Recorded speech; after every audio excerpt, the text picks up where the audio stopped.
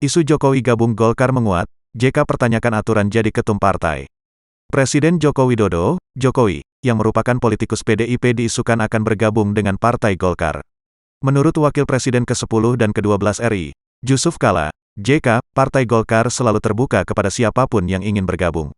Hal ini disampaikan JK saat ditemui usai acara pembukaan Muktamar Dewan Masjid Indonesia, DMI, di kawasan Senayan, Jakarta, Jumat, tanggal 1 Maret tahun 2024.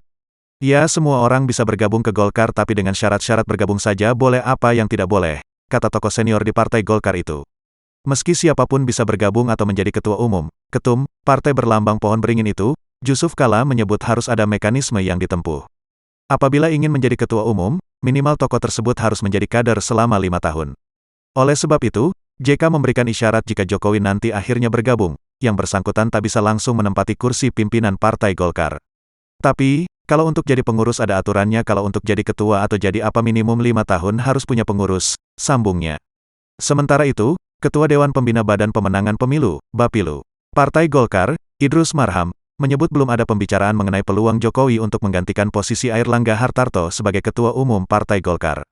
Meski demikian, dia menjelaskan tentang adanya Musyawarah Nasional, Munas, sebagai forum pengambilan keputusan tertinggi di Partai Golkar. Berbagai keputusan dapat diambil di Munas. Bahkan bukan hanya perkara penunjukan ketua umum, tutur Idrus, ADART saja bisa diubah di Munas. Ini semua bisa dibicarakan. Pengambil keputusan tertinggi ada di Munas. Jangankan itu, masalah ketua umum. Jangankan itu, ADART saja bisa diubah.